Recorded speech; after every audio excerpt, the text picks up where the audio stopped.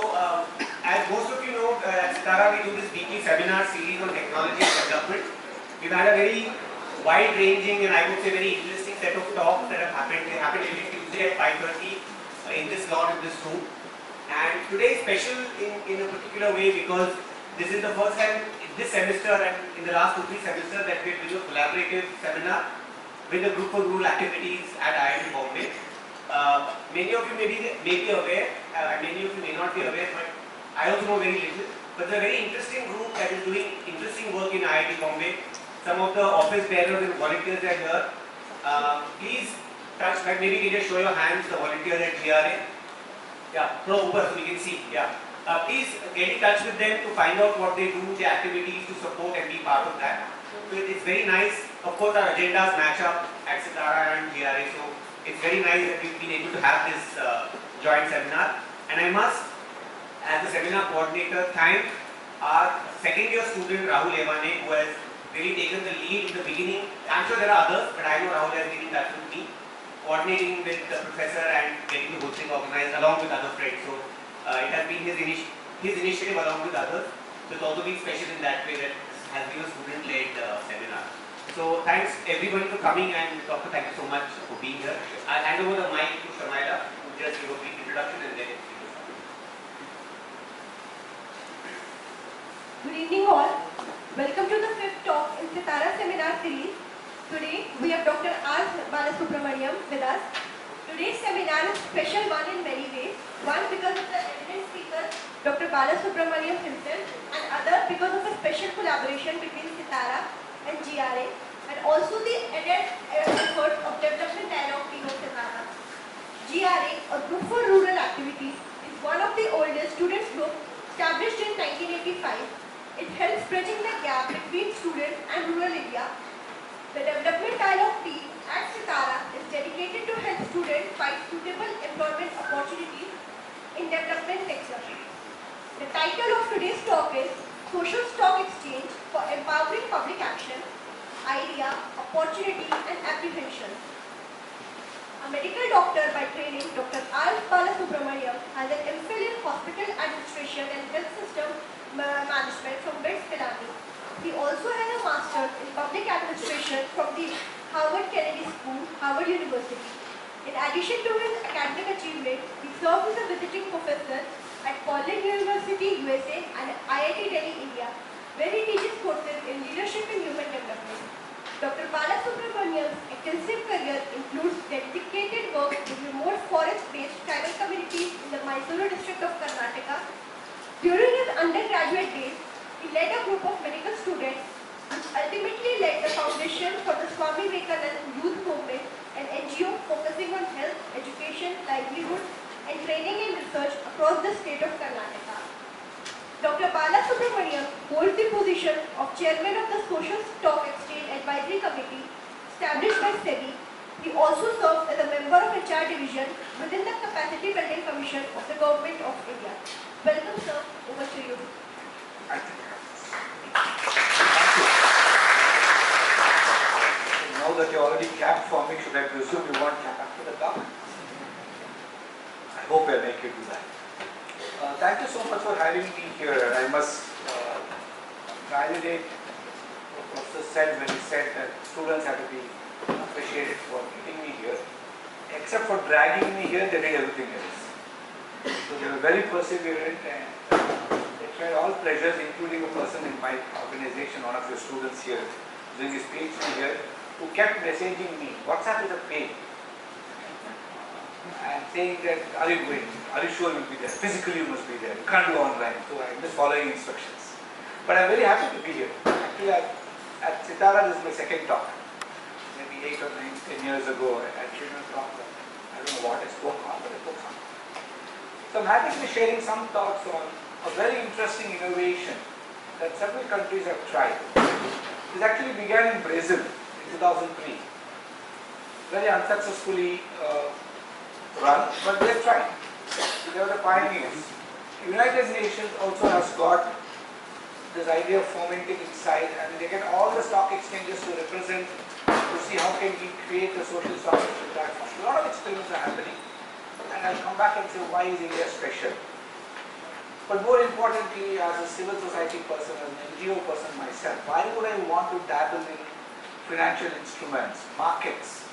Because I've been a strong, what should I say, the right word I'm trying to look for. Actually, activist is a reasonably okay description. We all have our own emotional biases as activists. We believe in something very strongly and we think we are the only thing that is right in the world. Everybody else is wrong. And we all suffer from the disease of myopia. And obviously I was no different. So many years ago, many decades ago, 40 years ago when I started the Vivekananda movement and I went into the forest, I believed that government has let the country down. 91, maybe none of you were born even at that time. We had a major shift in economic paradigms of this country and we were all told, all trickle down, poverty will disappear. And at the time I lived with the poorest of the poor, the tribals, and liked them, with them, the best years of my life. And nothing really trickled down. Problems trickled down, I agree. The bureaucratic challenges trickled down. The insensitivity of the state trickled down. And sometimes I would wonder, what is really trickling down? And being somebody who thought that the root cause of the problem is the state, I thought we NGOs can supplant the state. We can replace them. That's what India needs. It was possibly a stupid, impermanent obsession of mine, so quickly disappeared because I realized impracticality and the uselessness of it. Today I know I can speak. I'm on the other side of the fence now. I'm in the government. But I can speak with conviction that at best civil society organizations can partner, can supplement efforts of the state. The state is here to stay. Whether you like it or not, whether you want it or not, whether you desire it or not, you better learn to work with it and make it better and better and better. Because we are the state. We are not as much an inseparable part of the state as the state is an inseparable part of us. But that's also a phase of my life when I thought the private sector are all the goods. Activists always have to have somebody to hate. Right? Otherwise our life is not fulfilled. So my attention shifted to the private sector. I thought, oh, these guys are extracting, these extractive industries are destroying the earth and they are plundering it and they are punishing Mother Earth. And so we all have to protest. So my campaign was the narrative of these people are not creating a sustainable economy, which I still believe many of them are not. But today I believe Samaj, Sarkar and Bazaar have to learn to work with each other. Now that is the only way the nation can move forward, and thankfully the country is led by a person also who believes that all of us learning to partner with each other, he calls it Bhagidari, all of us learning to work with each other is what finally can move the needle forward for our nation. So one such experiment of getting all partners together is a social stock exchange. But why does it excite an NGO like me? I would like to narrate a rather painful story for me, which made me feel so bad that why can't the world outside understand the need for financing and funds for social sector? Because we are always looking at people with mistrust. We always look at people and say, why is he doing what is he doing? My own experience was, even the indigenous tribals, I thought I've given up my career, my life, everything, my whole family lives abroad, and I thought I went into the forest. I thought people will appreciate me. But my tribals always thought, this fellow possibly hasn't even passed his MBBS. So he'll be here for 6 months, and then maybe when he goes back to the next exams, and he'll pass and he'll go. So we're all trained, we're all wired, because we are always trained to spot selfishness as part of our DNA. And when we discover selflessness, we don't know how to deal with it. So we like to deal with it by saying that can't exist. There must be some selfishness somewhere. Obviously, I'm very selfish. I have no reason to say I'm not. I'm selfish to make sure that this nation reaches the levels it can.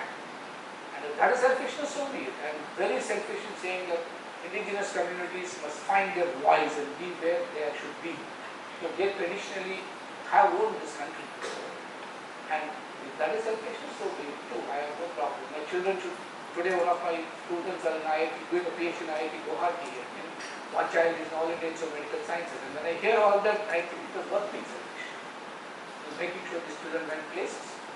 But what really prompted was a very painful incident.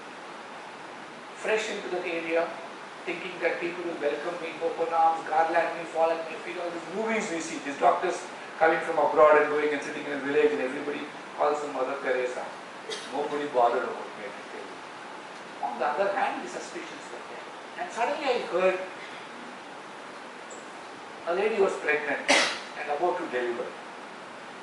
And traditionally, those days, women, elder women of the old communities would deliver the babies, and so they were all not very keen I could go do anything. But then I thought I should prove that I am a doctor. And how else can I prove that that opportunity offered to me by chance? Because that she was a daughter of the chieftain. If I can deliver the chieftain's daughter, obviously I will become a hero. So whether the intent was safe delivery or not, my becoming hero was surely an intent. So I thought, let me go deliver. And I went and I went to that small colony, it's called tribal colonies. They were moved out of the forest those days. Our own understanding of laws, forest conservation, building mega dams, 4 dams in the area. People were displaced, no rehabilitation at all. And I never understood all this then. All I wanted to do was be a simple doctor in a hut, take care of people. I had no other interest. And I thought that is enough for me. But when I went to this thing, Madhi was her name. And she was 14 years old. I discovered it after I went there. And as doctors would know, because we call it primary driver, when she's pregnant for the first time and delivering for the first time, normally labor takes 24 hours to progress. So it was evening, so I went on 5:30 and I thought this is not the right time to stay. There's no electricity those days in that area, so coming back with darkness. So Asia's largest elephant corridor, and we have Project Tiger, there are leopards there, so I thought I don't want to be a supper for somebody or some elephant or a tiger and I have to go back home. Anyway, it will take 24 hours. Tomorrow evening I can deliver the baby. So practicality took over, so I just came back. Next early morning, 6 o'clock, I was walking by. I still remember Puttama, a driver, was taking water from the borewell. She was the aunt of that child. She asked me, where are you going? I said, I'm going to go deliver. She laughed and said, you don't have to go, the child was born last night. I was tremendously disappointed. Why the hell couldn't this baby follow the textbook and wait that 24 hours? Now the only opportunity to prove I'm a doctor is also not. But I have to somehow prove I'm a doctor. That is where the human ego comes in, right? And so I said, I have to prove. How else to prove? I remember what my professor had said. Birth canal is not a very clean area, so the child's eyes can get infected. So you always put some antiseptic drops into the eyes. So let me do that. Let me put a little antiseptic to the umbilical stump. Today you guys went to heard of tension violet. Those days tension violet was the antiseptic we applied to the umbilical stump. So it's just a chemical which kills bacteria. And so I took the tension violet bottle and some genticin eye drops. Went to this tribal colony.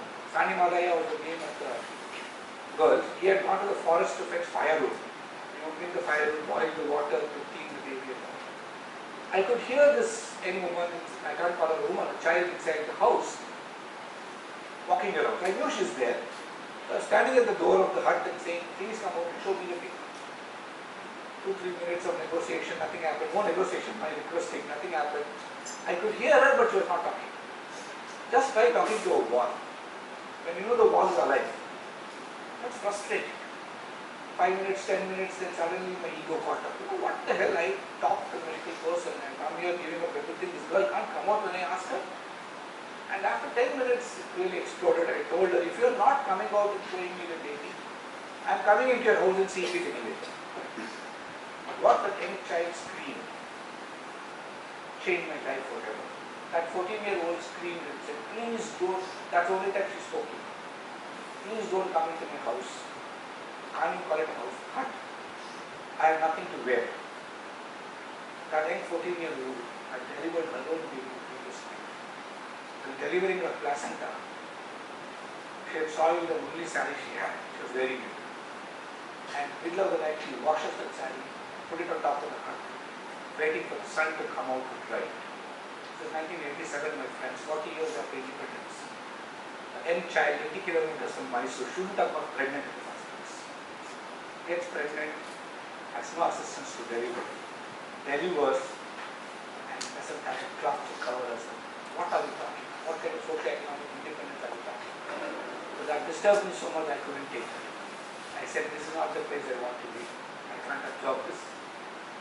Medical degree didn't prepare me for that. So I said, I'm going back abroad, take my family this, I can't do this. But then Swami Vivekananda says, you are the maker of your own destiny. So he also says it so beautifully. He said 3 things are needed to sustain, to persevere. He says 3 P's: purity, patience and perseverance. Without all the 3 P's, you really can't move a step in this any country. So that day I realized, as long as there are Madhis in this world, my life is not going to end without working for the cause. But I decided to take on myself. But then I can make a strong promise to myself. But how do I sustain it? How do I actually get people to support? How do I get people to work with me? How do I get people to give me money? And the donor world doesn't operate based on one Madhi story. The world gets tired of such stories. They get fatigued. You can't keep repeating poverty everywhere. You need to create opportunities for prosperity. And that has to be the narrative. How do you do it? How do you empower communities to reach the end? If you live in a world which is driven by donor biases, today they say work for Western Ghats, they'll give you money. Tomorrow they say, no, HIV/AIDS is my priority. Third day they will say, no, I think you should work in education. So the world keeps moving from priority to priority. Somebody sitting in the UN will say, these are my 17 priorities, you do it. Day after tomorrow they'll come and say MDGs, then they'll come and say SDGs, they'll come and say something else. I think whether it's achieved or not, we keep having these new narratives of development. But then, where is consistency? Where is continuity of support? We don't get. The social sector doesn't get. If anybody has told you that you'll have a great, comfortable, cushy life, don't believe them. You'll have something better. You'll have a life which is so very satisfying, because the challenges you face here, you will not face it setting up your own company. The challenges you face in earning your own livelihoods, that's ordinary. Anybody can do it. Take a degree in IIT, you can get a job. You can do metallurgy to mechanical and go work in American Express or doing some computing. Nobody will bother, but you'll get your money. But will you get the joy and satisfaction of being a part of this wonderful world where you are part of humanity driving change? I think that will become social. So that you need support. And social stock exchange is a platform that we would like to create where we can ensure this kind of support. So July 2019, the Honorable Finance Minister decided, she announced that India's social sector needs support, needs consistent, continuous support. And the government of India, and that's where they are different from other governments. Other places, markets pressurize the emergence of a social stock exchange. In our country, the state led the initiative and said, how do we support social sector to explore new opportunities of financing? And that's how the social stock exchange came in. And then she announced that SEBI would be, because exchange means SEBI, it's a regulator. But even people like me at that time are uncomfortable, because without SEBI is a regulator, doesn't understand social sector. They'll understand instruments, markets, financing, IPOs, but all the social sector we said no. They're all nervous. But then it was already announced, they went ahead, they set up a working committee. A working committee did its job. Many of us at that time felt very nervous again, because it seemed to be protecting investors rather than promoting social sector.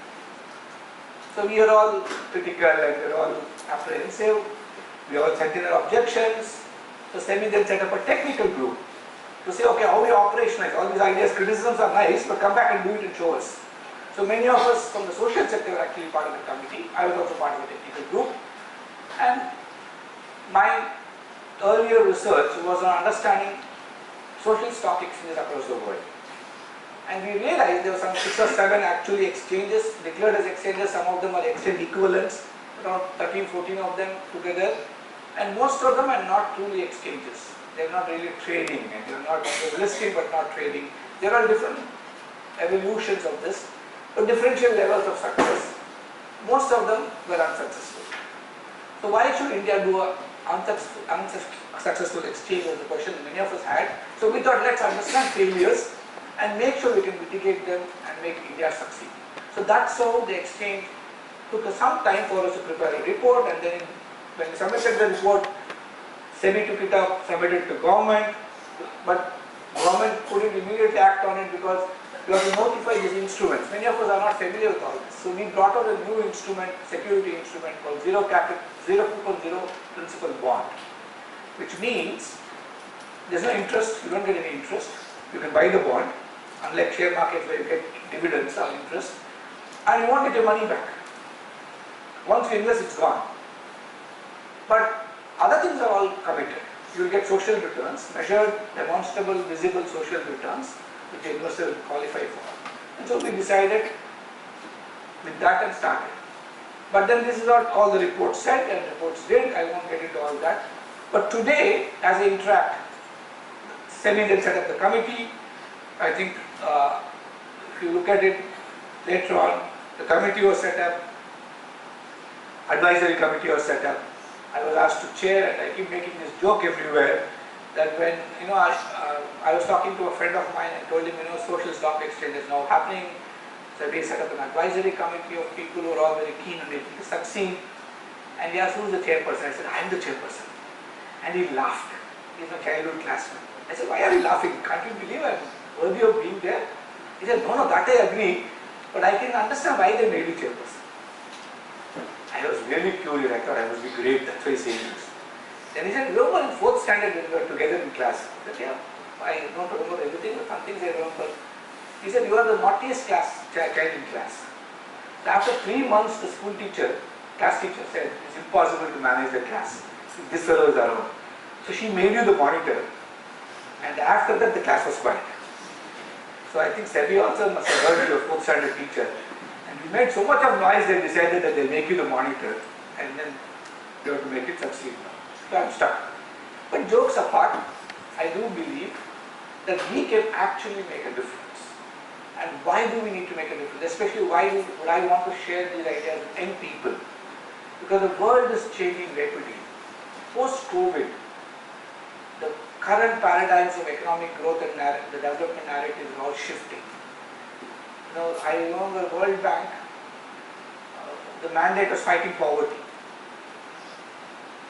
And I started doing a lot of my work on investing in human capital 2 decades ago. I've written a lot about it, my books are all about it. I said, how do you build human capital, how do you build social capital, and that has economic consequences.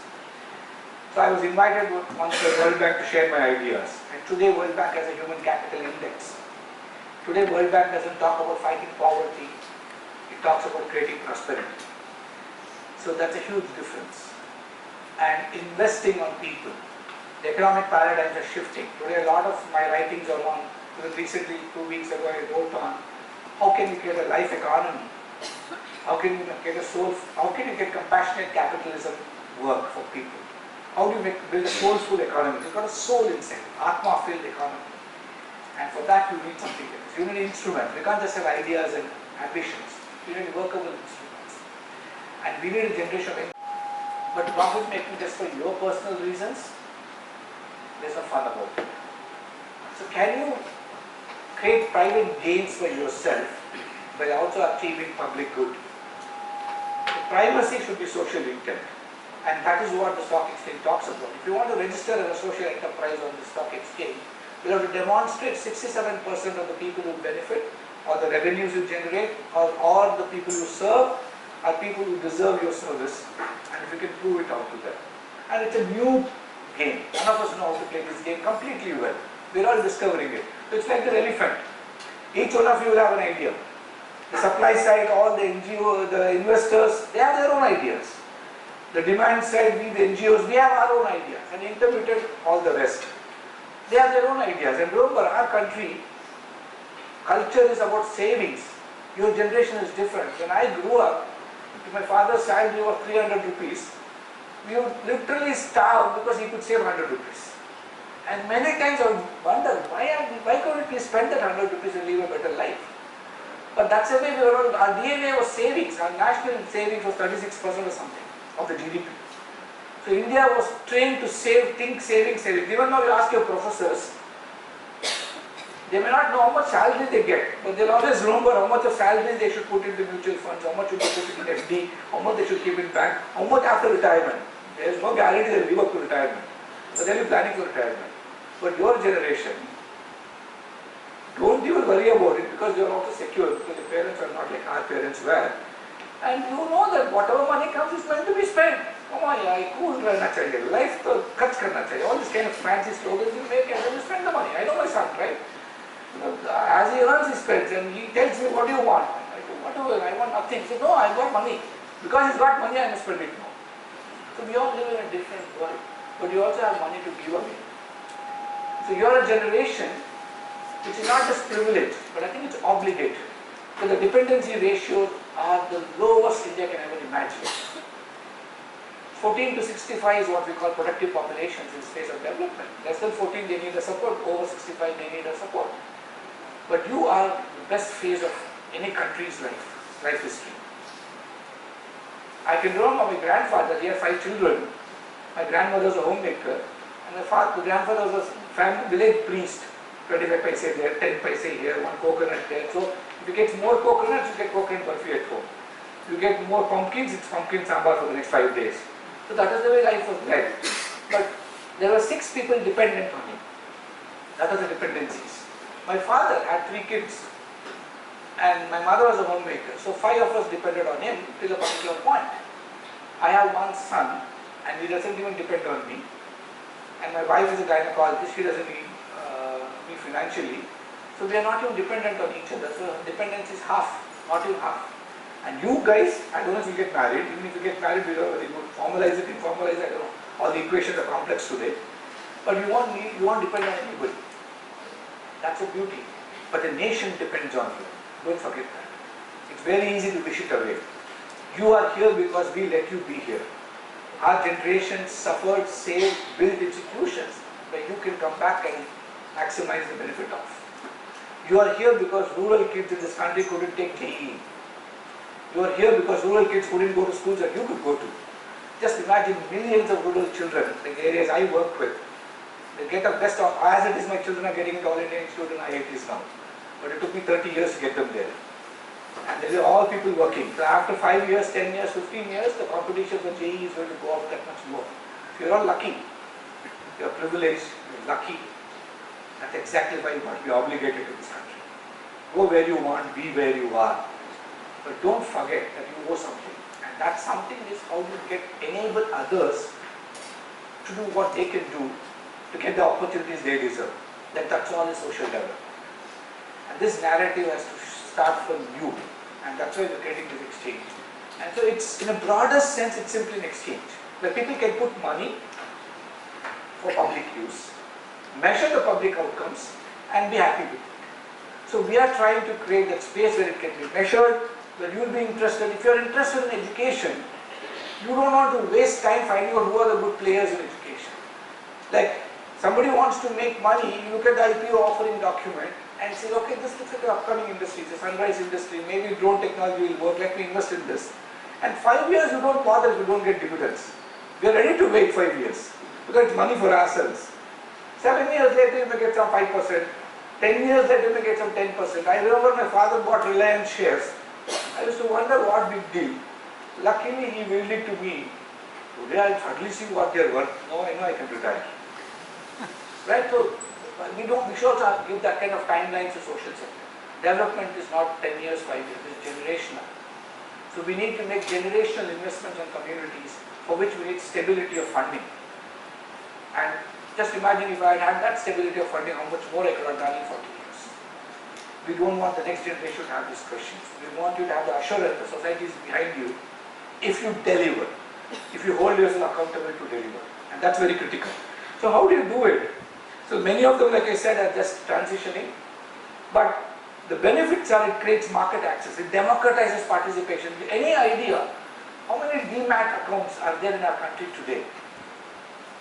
And where is the money for India's development coming today, for corporate India? Is it Mumbai, Bangalore, Delhi, Hyderabad, Chennai typically coming from there, or what do you all think? No, investments in corporate India. Tier 2, Tier 1 cities. Tier 2, Tier 3 cities now. There's 7.5 crore Indians with individually identifiable PAN cards and demat accounts who are investing small amounts today. The shift from savings-based thinking to investment-based thinking is happening, and it's happening from an India which you guys don't even know. And if you call it Bharat, there's a problem now today. Right? And so it doesn't matter what you call it, but that's the reality of Bharat. They are participating in the economic engine, which is good news for people like me, because they are able to have flexibility to participate. And that's what DMAT has done to the whole system. That's what exchanges have done. Can we capitalize on that for investment of the social sector? And that hit me powerfully when a young Jain Kurma boy walked into a hospital with his father-in-law with organophosphorus compound poisoning. Ours is a cotton growing area, and in the cotton season they spray organophosphorus poisons. In our country we spray liberally also. And we don't cover ourselves with the spray. So he had gone as a laborer to spray and he consumed all the poison by inhalation. And he was brought in a very bad condition. He needed a ventilator. We didn't have ventilator those days. I'm talking about 25, 30 years ago. We shifted him to Mysore. He didn't have any money to take him to Mysore. It's near a city. So all of us there put some money. Our doctors all put some money. The doctor, finally the attending doctor collected 1,000 rupees and gave it to him and said, take him to Mysore and get him admitted. He needs a ventilator. The young man took him. He was on a ventilator. He survived. Maybe he was there for 15, 20 days. Came back. We didn't know. The story got over. We knew he survived. A year later, this boy walks into my office, and Jain Kurmas are very shy and docile people. They don't really come out that easily. He just came to my office, standing in a corner near the door, and said, I want to talk to you. I said, wow, I'm happy that somebody has come to talk to me, especially Jain Kurma boy. I said, what is it about? He said, I want to give you this. He gave me the 1,000 rupees back. And I said, why? Well, I couldn't even connect. He said, no, 1 year ago my father-in-law was very sick. We sent him to Mysore. People collected 1,000 rupees. I came to give it back. But I said, it was not a loan. It was just emergency rescue for you. Just give you something. He said, no, I know that. I know how difficult it is to collect money. I know how people like me need service and treatment. I worked the last 1 year, saved money. I have 1,000 rupees. I want to give it back. Use it for somebody who need it in the future. Now I wrote about him in my book, Voices from the Grassroots. I write about him and say how in India we are rich by staying poor. He was extremely rich at heart, but he was poor in the way we measure it, right? And that hit me. This young man can invest money on this, must be really a way of democratizing investments in social sector. So this exchange is for such people to participate across India. Doesn't matter where they are. How can they participate? How can you deliver all this? And how can, it will not replace philanthropy. There's a fear that it will replace philanthropy. I'll answer some of these questions where I go, this is just for you to know how it's evolved. You know, one side, we put money, we expect returns, dividends, highly commercial investing. Your startups, you also are getting into that space, seed funding and Series A and Series B and all these words that we use. And all that they expect returns. They are not putting money into you just to lose money. They are not sitting quiet until something goes under, right? And so, but other side is traditional philanthropy. I just give money, forget about it. But things are changing. People are moving towards the center, both sides. Everybody talks of socially responsible investing. Social stock exchange provides a space for that. Different countries have tried different models, like I said. Right? Some of them are completely for-profit organizations. In UK, the London Stock Exchange, there is a wing for social enterprises you can register. Singapore, Canada, there is a financial return also available. Earlier in our own country, we had HDFC cancer bonds. You could invest in HDFC mutual funds. But the dividends declared would not come back to you, but the principal would come back to you, but the dividends would go to Cancer Society of India. It's a very successful model. It happened in India. So we have had earlier models also. Brazil, like I said, started it first, but it's only social. You can only invest on social. South Africa and Brazil, they even kept the amount size. They said only retail investments, minimum was $50 or $100, something equivalent. So all of this is there. Each had its own lessons that we could learn from. We learn from all of this. The point I'm trying to make is, we learn from all those things. We all finally decided to converge, and India Social Stock Exchange looks at social sector, looks at the securities market, how it does operate, and that little overlap. Can you tap into it? Can you tap into high net worth individuals? Is my hand touching something and moving? Or? There is a problem in this data. There is some color loss on the side. Okay. So I hope I'm not. No, without much. Maybe go back and. Okay. Yeah. So I will hold back on these thoughts and maybe answer them through questions. what qualifies to be a social enterprise, how do you register, how do you list. If you guys are truly going to start some enterprises, feel free to reach out to me. That's a spirit you should have. Then I'll break it down and tell you how to do it. How do you get registered? How do you list? How do you actually get out an instrument, a product? How do you launch it? So we have thought a little bit about it. For-profit entities are different, and both of you can be on the social stock exchange. All you have to do as a for-profit enterprise is 67% of what you do is public good. Rest you can keep. Profit is not something negative, but primacy is social. Whereas NGO sector is not too difficult. So we already got people to register, to list, etc. So we have investors on one side. They invest money in various instruments. The social stock exchange is a regulatory body, and there are social enterprises on the other side actually delivering to people. And are they delivering or not? Third-party evaluators will evaluate, and then they are people who are certified by NISM of SEBI. They are trained and certified to be social assessors, and therefore it's a little diligent, and we can actually demonstrate how social impact is happening. We also have another model. Many times when people give money, they are not sure it will actually have a social outcome. So we have now a new concept called risk investors. They have a profit. The risk investor makes a small profit. He will say, let's say I want to run a school of private children. Each child's education is 1,000 rupees. I need a lakh every year to run it. The risk investor will give me the lakh to run it and have his assessors to measure whether I'm actually educating 1,000 children or not, or 100 children or not. The outcome funder, who is actually a philanthropist, who only wants outcomes, he wants children to be educated. He gets guarantee that, okay, children, this organization said 5 years, I'll educate 500 children, and this is my cost, the risk investor paid for it. The outcome funder will say, no, you tell me whether it's happened. If it has happened, if only 80 children has happened, 80 into so many rupees. But the risk investor will not take the 1,000 rupees, he will take 1,200 or 1,250, whatever is agreed to the outcome funder. So his risk is covered. The outcome funder also knows it, but he's paying after the event is happening. Today donations are given before you start your work, right? There the outcome funder gives after the outcome is achieved. So he's absolutely sure that his money is got used for some purpose that you wanted. So that's also a model we have got in the social stock exchange. We have a reporting standard which people have to fall in line. This will bring in transparency and accountability in a sector which is hungry for that. Or rather, we have made them hungry for that. Because we need the social sector to hold itself to high standards. I'm not saying it should be regulated. We have too many regulations for social sector. But we must have a code of conduct, a sense of accountability framework, a measurable accountability framework. Social auditors will be there, will be trained. I don't like the word auditors. We try to change it to assessors. It's not officially changed. So once it's changed, we call it assessors. And it's an opportunity because India needs $1 trillion a year for social sector investment if we have to meet the SDG commitments. We have around 446 billion available through government and multilateral agencies. We need $554 billion a year.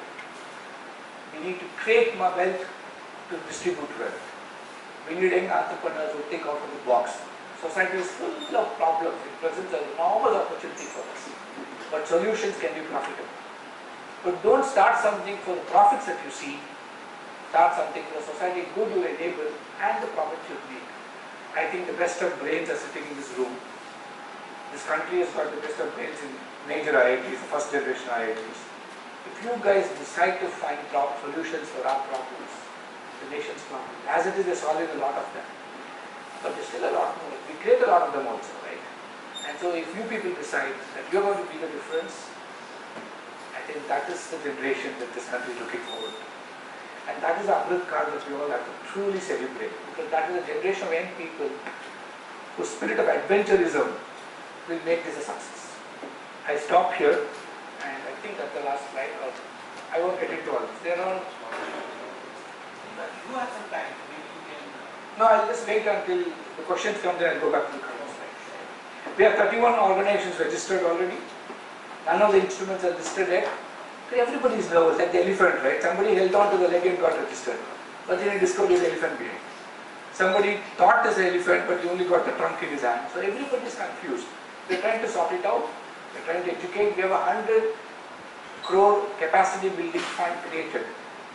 to train NGOs, to train the exchanges, to train investors, give them all the confidence to come and make talks like this and make sure that people are willing to try it out. Any experiment is risky. But then life is fun only when it's risky. The standard, if you didn't have to work hard to get into IIT, you would have enjoyed the stay here. We just need to walk through what's so great about it. Everybody can walk through. Right? But you had to struggle, you had to put in effort, you had to come here after a great deal of sacrifice from you, your family members. I think any new experiment is like that. So many of us are willing to sacrifice our energy, time and thinking. And we hope we can succeed. Thank you.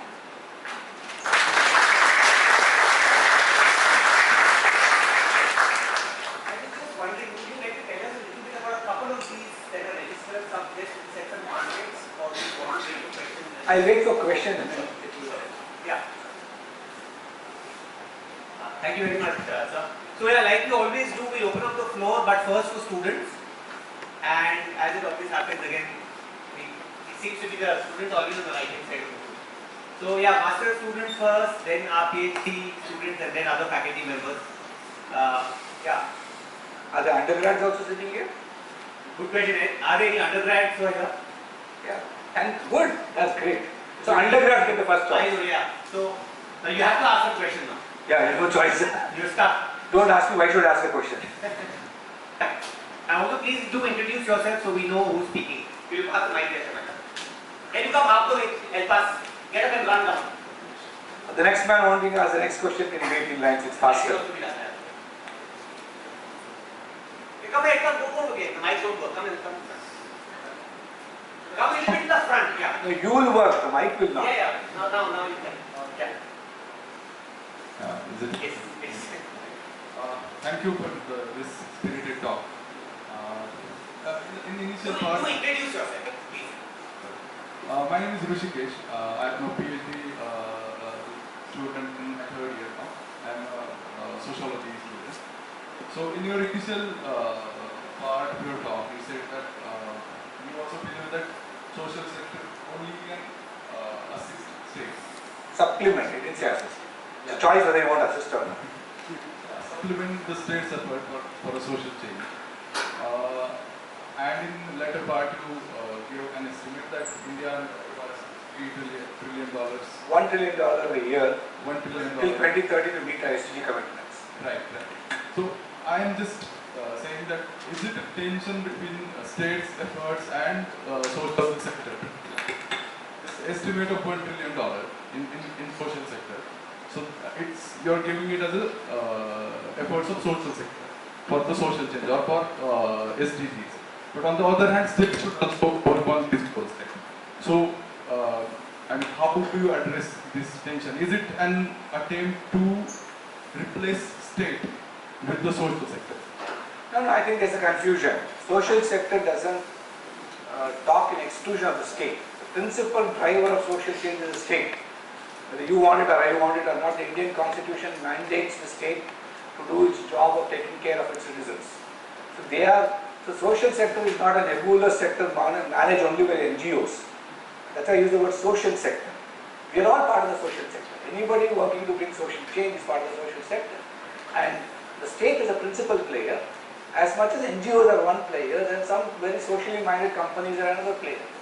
Citizens themselves and citizen groups are another player. I only said that all of them have to work together to find that $1 trillion. If each of us think that I am the only one in the social sector, that's a mistake. So it's always a synergistic partnership of all the players in the space of development, including media and academia, to shift the narratives very regularly, to participate in this. So all of us have a role, and social sector is just everybody interested in social change. There's no compartmentalization and saying only NGOs are social sector. I asked because this is an effort from state side. No. Working on this. This is an effort initiated by the state, but everybody has to come. It's an effort where a platform has been created for partnership. Civil society organizations and for-profit organizations can come together. Corporate sector and these people. The state, you need a regulator. SEBI is generally reputed around the world as a fair regulator, transparent, fair regulator. So you need somebody like that whose words everybody will believe. And they are independent, autonomous regulators. They are not, though government set them up, doesn't mean that they are run by the government. It's an autonomous regulator. On the other side is the investors who need confidence that if I put my money, somebody's what I believe will be once telling me this. They believe SEBI because they're used to it. And so this entire ecosystem is part of the change that they're bringing. Okay? Okay, makes sense. Yeah, okay, the very good. Number of hand. Rohit, you wanted first? So we'll take the questions from the online later. We'll come to IRT here. Okay, Gaurav, yeah, with the mic there.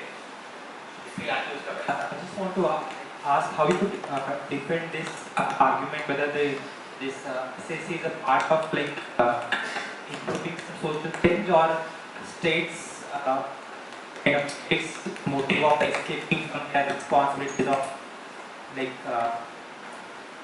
the existing responsibilities.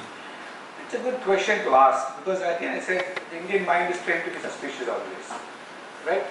I'm not saying it's an unfair question. I'm just saying it's a good question to ask.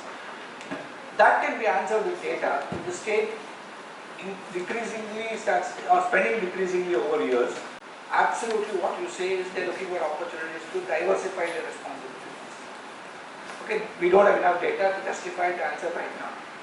Social stock exchange, is it a platform to sort of hype it off? The amount of CSR expenditure in this country is close to 21,000 crores a year. CSR is exempt from playing in this platform, which means the 21,000 crores is not going to be touched. State invests, I can't even say how much it invests, just the NREGA program is 100,000 crores. The women and child development, portion and nutrition program is 1.7 lakh crores. The rural development ministry is 1.8 lakh crores.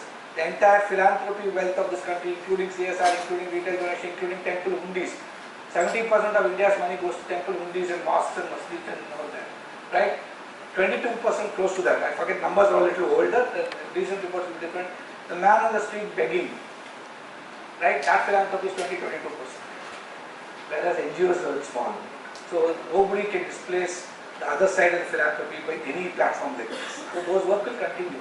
The state will continue to perform. Data doesn't show right now. Excel is too new. Whether the state doesn't want to do social sector expenditure. On the other hand, the last 6-7 years, people like me, who have criticized in 2014-15 social sector expenditures coming down. This is a book I write. Today I am worried we are creating parasites of our citizens by making the state the structure on which you cannot depend on for everything, that you don't have to do anything.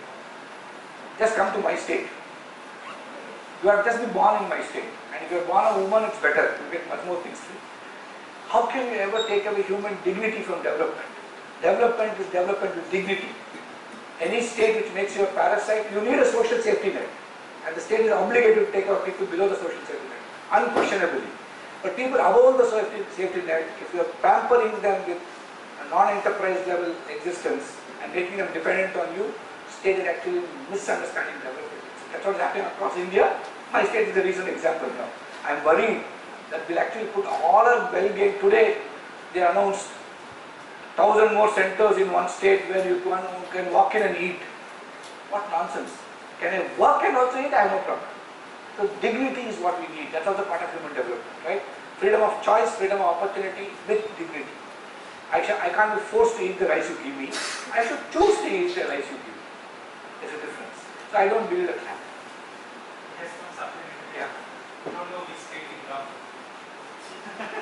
The state guarantees everything. Now you know? They said Mysore in the introduction. Come on. Your geography is that bad? How did you get into IIT?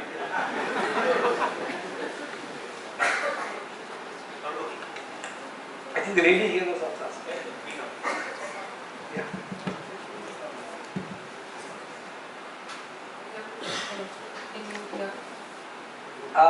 You may have to scream a bit more.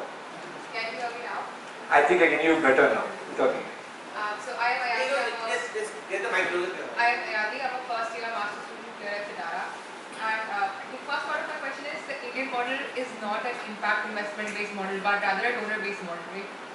And one of my questions, so the gist of the question is that first of all, I'm concerned about understanding the economy as well as migrant workers and CSOs, all these different operations coming into play because you don't really have definitions or even a stable understanding of social the idea of social enterprises, because you elaborated on that, that was one of the concerns, but in the end, the more you elaborated, my question sort of has now become, how do you really ensure that this model is not just for the large conglomerations who are English speaking, but eventually trickles down, because there is no paper or work I could find that sort of tells or talks about the mechanism, even the way the assessment is carried out. So how do you ensure that this is not exclusionary, but includes the people who are often excluded from such donor-based models? And that's See, this is not competing to take away the donor space. Let me clarify 2-3 things. Traditional philanthropy will continue, traditional CSR will continue, you writing a check to your favorite NGO will continue. They are not at all the people who are going to be worried about. But on the other hand, I would worry more about why can't those people also be coming to the social sector? Right? That is more important. That's the way I look at the problem. It is not going to compete, it's not going to displace, but why should it include? Your second half of the question is it exclusionary? Right now it feels that way, which is true. It is. That's not away from the question. It is designed today to make sure the program succeeds for it to spread. So there are barriers which makes the typical English speaking consultant running to NGOs to get a nice document, put it out there. But we don't have any listing at all. Even the best of NGOs are not even listed yet, right? We need to show, first of all, we have to ask ourselves, do we believe this is an opportunity? I believe an alternate financing opportunity is a necessity. I can't tolerate to see the Madhis of the world waiting for somebody to say, take care of the pregnancy. But I can tell her, I will take care. For the next 5 years, 10 years, don't worry about it, I am there for you. Now, I want that consistency of support which this exchange can create. It is not for everybody, but those who want to come in, they should be allowed to come in. That is more inclusion for me. It's not dragging you from the street and saying, come in, but you want to come in, I should put barriers to you. But it right now excludes because the system has now been driven, like it excludes a rural kid from coming into IIT Mumbai and you didn't complain about it. Similarly, it excludes because it's an English speaking trained kid who has urban access, who can take tutorials and courses in Kota and all that, who can come. There are barriers, right? That's the truth everywhere. How do you keep lowering them? We are very sensitive and we are constantly lowering. SEBI said that size should be 2 crores and minimum subscription should be 2 lakhs. We said that's unacceptable. How will that small fellow participate? So we are now negotiated to 10,000 and 15 lakhs. Maybe if nothing happens with that also, nobody comes in, we make it 1,000 then 10 lakhs. We don't know. So we are constantly learning from this. We don't have the answers.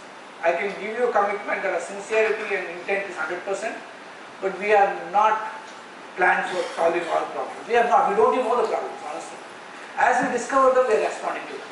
And that is why we want a few listings. We want a few people. Why will an investor put money in a zero coupon, zero principal bond for which he gets only social return? But whereas in traditional philanthropy, he gets ATG certificates and tax exemption. Right? We haven't found an answer to this. But we are getting ATG here. That's the answer we are trying to negotiate. So my view is, one experiment we are trying is, can one large NGO release bonds for education? I'm just giving an example. 10,000 children across India. He works with 100 small NGOs and they take care of 10, 20, 100 children. A lot of federations like that are already there and they're reached out to us. So we think that's a great model. I am answerable for the 10,000 number, but I work with 100, we are not talking 100 people joining it. The small NGOs don't have to have the capacity to write a proposal and list an instrument, but learn to work with the larger NGO who does it for him. So we've already got 2 such people who come forward and we're hoping that succeeds, that can become the model. Like I said, a lot of experiments, and if you can, as part of your study and thinking and work, discover what can be a solution, feel free to reach out. Because we are, like I said, we really need inputs. We need everybody's thinking on this. And it is not an easy problem to solve. All we want is a new channel of alternate financing open up for the sector. How to make it work, how to do it, it's one step, not a perfect step, it's very complicated. It's because SEBI only knows how to regulate. And I like it or not, you like it or not, they are mandated. So we have to make sure how can we educate them, work with them, get them to move one step at a time to understand and facilitate. Facilitation is a different ball game. It's a long time there. We are not there. Yeah, you had a question. Use the mic. Hello, sir. Closer. Hello, sir. I'm P.G. from Center for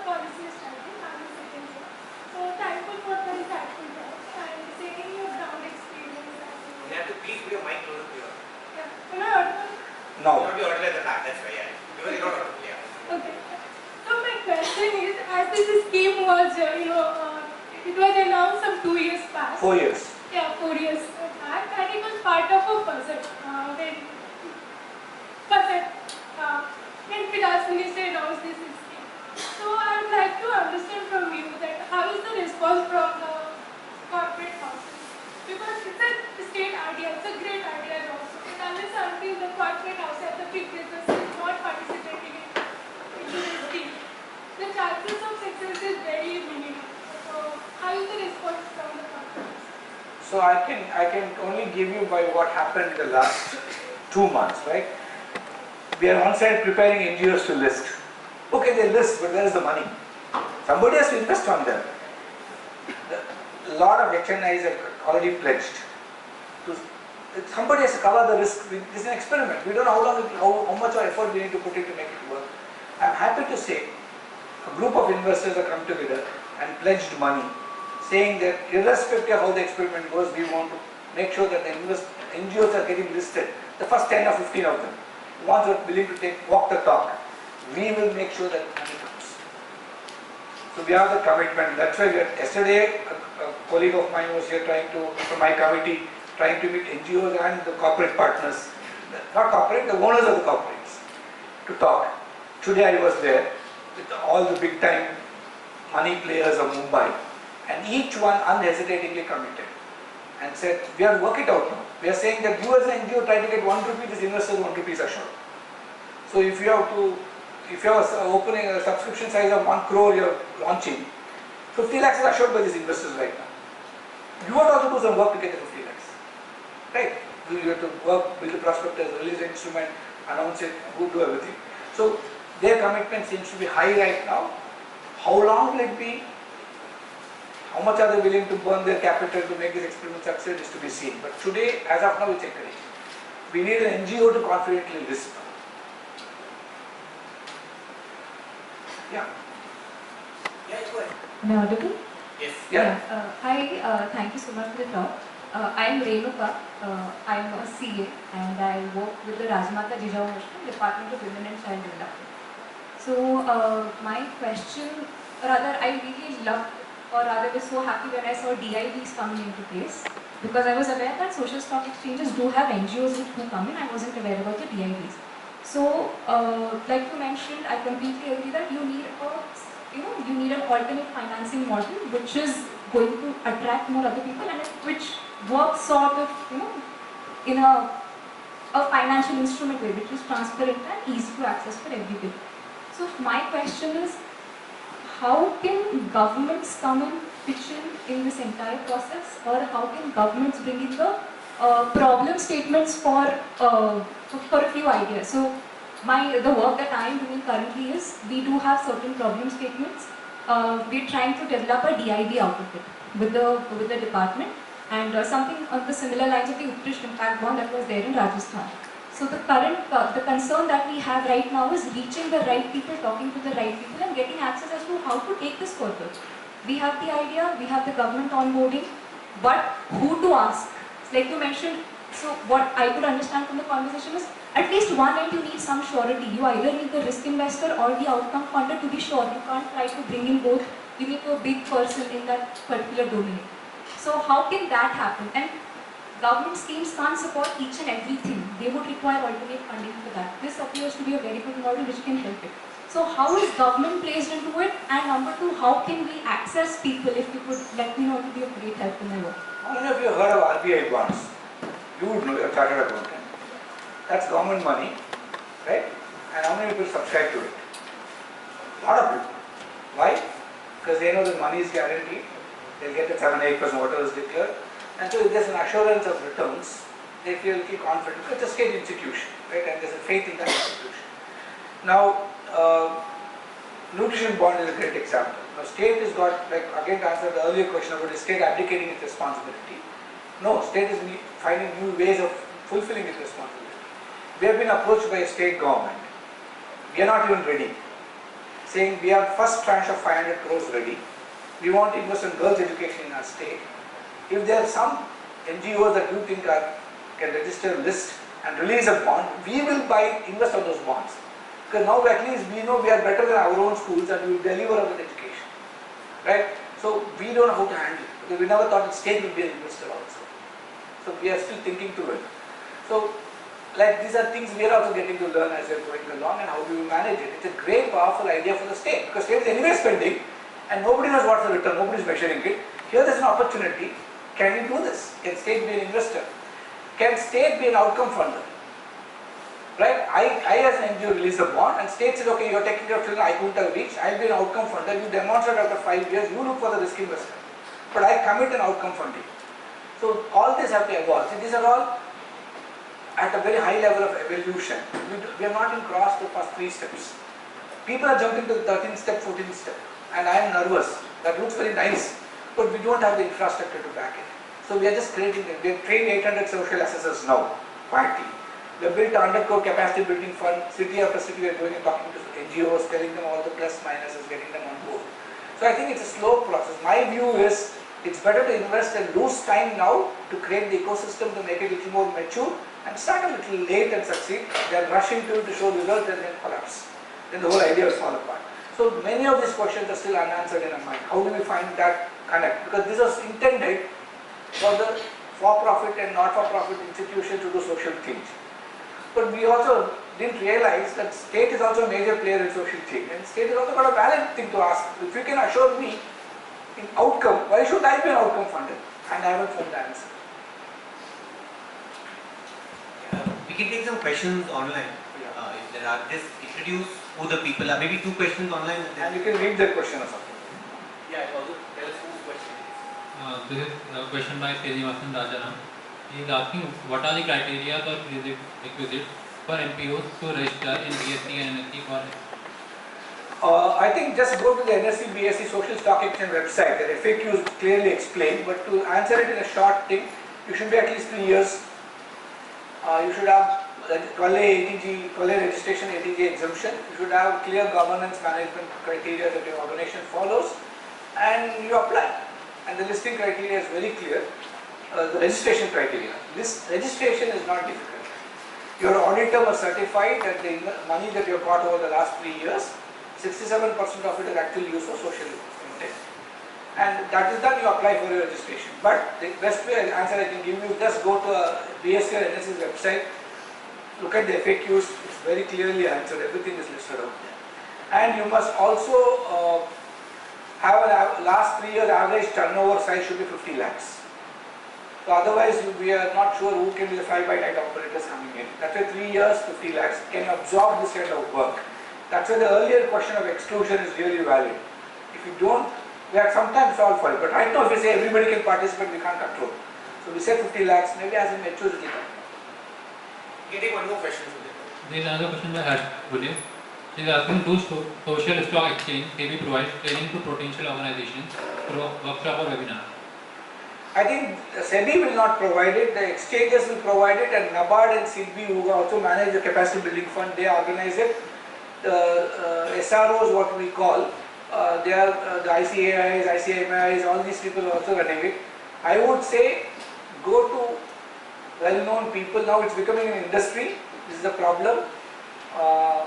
It's business for consulting organizations, I won't name them. Suddenly people have created verticals in their own organizations, chartered accountants and all these people think it's business now.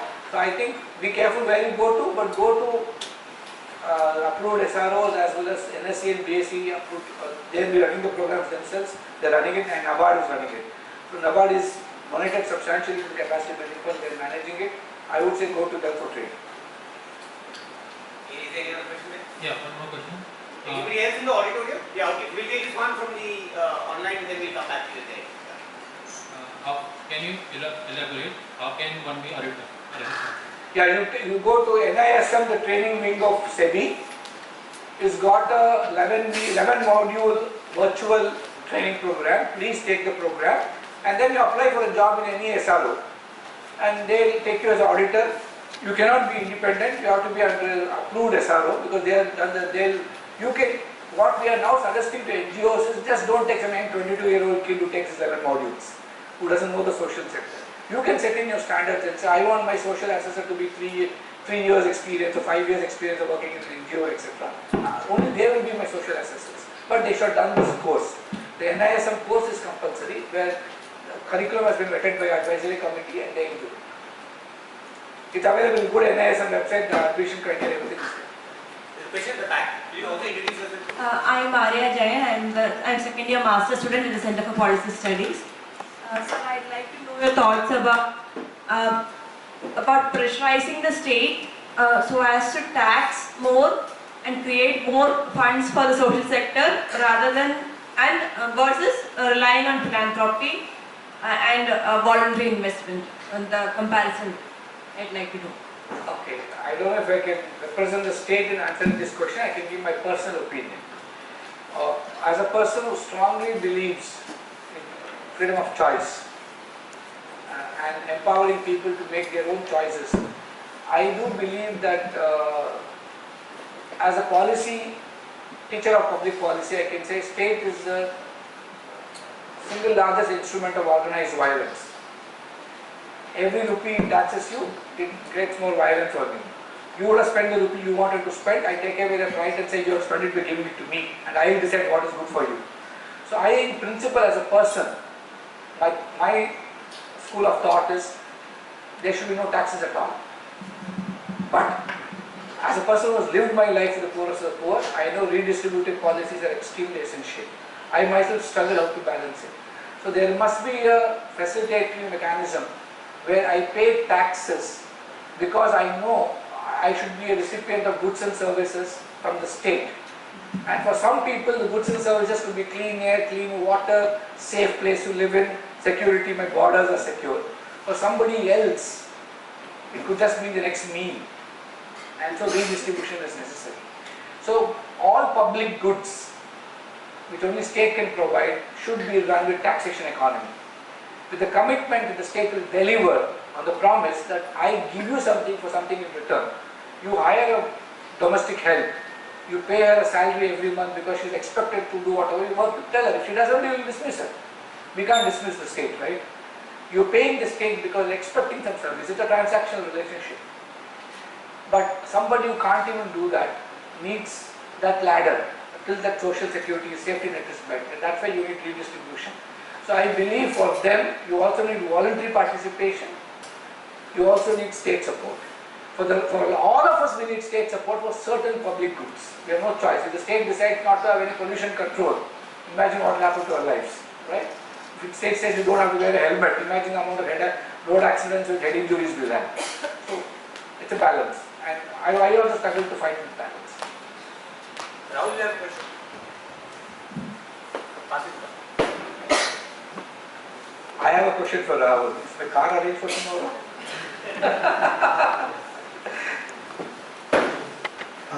My name is Rahul.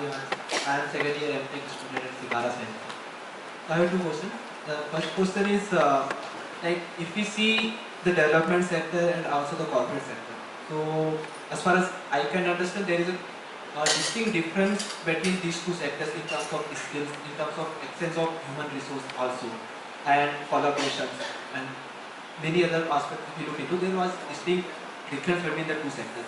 But when we look into the modern era, so even social stock exchange if we consider, so is it this social stock exchange will play a crucial role in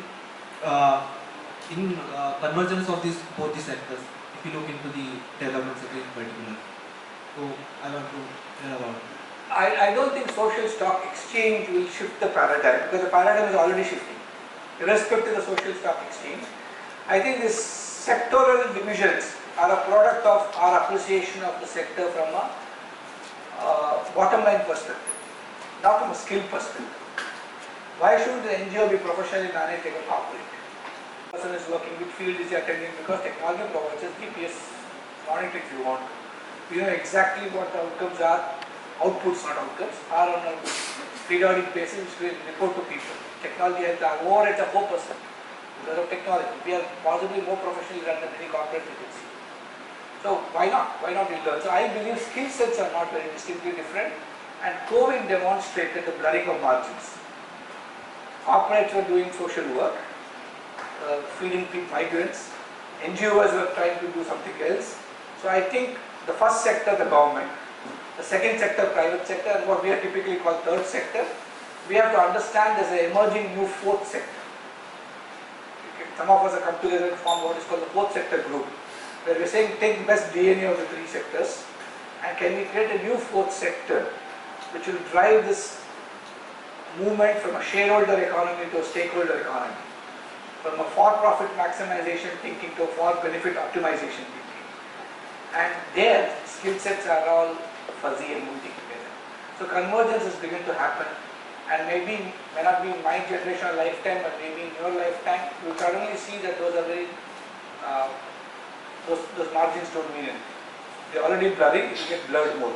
I don't think social stock exchange is causing it, but social stock exchange may actually be the beneficiary of such a thing shift, because we need skills from all and talent from everywhere. Thank you, sir. My next question is like, though social stock exchange is in its very early stage, but if you look into the other aspect, like let's say the domain of SDG, CSR, and ESG, so these domains have been taken as a profession by the development professionals. So what do you think about the social stock exchange? So can it be taken as a profession? That's for people like you to answer. No? But the reality is it will be. Any new opportunity is an opportunity, and I would say why shouldn't it be if they can do a honest job? I would worry more about this big four consultants coming and telling us how to run the social sector, how to run the social stock exchange. I would worry less about young Indians taking their job and wanting to make a difference.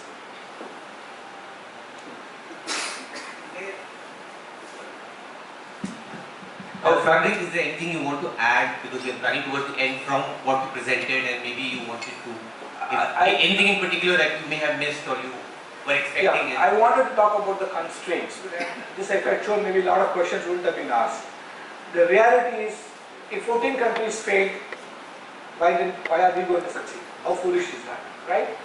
Every country launched the exchange at different stages of its maturation. Brazil in 2003 is possibly not the Brazil of today. The Brazil of the last presidency, we know how it was. Maybe today it could never even have done what it did in 2003. Maybe 10 years later it will do a lot more. So a lot of countries go through the cycles. And I think all the US, we have B Corp. B Corp is a not-profit-led benefit corporation certification. But most states have passed legislatures saying if you're a B Corp, you get all these exemptions. So it's a state government, it's not at all a government initiative, it's a not-for-profit initiative to look at social enterprises there. So in the UK, we have its own model where social cooperatives are given first choices in tendering for government state tendering process in certain areas. So we can now think of self-help groups, farm producer organizations. There are excellent examples to become social enterprises. So we think we could succeed because we are at a stage of maturation where just things are falling in place. Sometimes not to have a fully mature ecosystem is good because you can negotiate the ecosystem to make it mature the way you want it. And NGOs can't scale up. Despite having such good NGOs, and these numbers are all fancy in our country, 32 lakh NGOs, who has counted them? Right? All this is rubbish. So we don't even know. Somebody gave a number, everybody is repeating it. But those good NGOs doing this work, if you ask me and ask me to run all the schools in government of Karnataka, in state of Karnataka, I'll be a disaster. I can't even scale up. I don't have the space, the knowledge, the ability to do. You need state for scaling up. But you also need a lot of good NGO experiments to scale up, for which you need real money. And this is an opportunity for NGOs. Even if it is excluding small NGOs, if it can support and build large-scale work of one or two catalytic NGOs, which can then work with smaller NGOs, it will still be a great model. So we are never measured. We don't work on large-scale capital, large-scale expense. I can work with a 1 crore rupee support. You suddenly give me 1,000 crores. I'll have a lot of unspent balance end of the year. So I just don't have ability to absorb it. So, but if we can look at these kind of instruments, maybe we could. If we work with 1,000 NGOs and collect the 1,000 crores for them, maybe I'll also be better. So we are historically speaking, despite talking so much of social sector, around the world, no large-scale problem has been solved by the social sector, so-called NGO sector, today. It's mostly governments who solve problems. So now what are we talking? So if you are, maybe capital is one cause, operational other part of the other costs. So can we actually say, move away from this philanthropy, charity-based, tax incentive-wise, donation-based systems and look at more accountable, deliverable processes? You cannot have a corporate without a bottom line. Can NGOs say my bottom line that I am committing to society is 1,000 children out of poverty or something like that, for which I take money in a measurable, demonstrable way? Maybe that will really, we can really grow and it will shift. And I don't think things will change rapidly. It will take some time. So this is just the constraints I wanted to highlight so that we all are aware that it's not a magic bullet we are biting. So let's all be practical. It's an infant. And I know some of your questions are for a marathon runner. But we're just born. So give me the privilege of saying that I know I have to walk, I know I have to stand up, I know I have to run. I may not be there for that. But I want to make sure the child has got enough nutrition today that when it has to walk and run and stand up and all that, it will have the energy to do so. Thank you for your patience.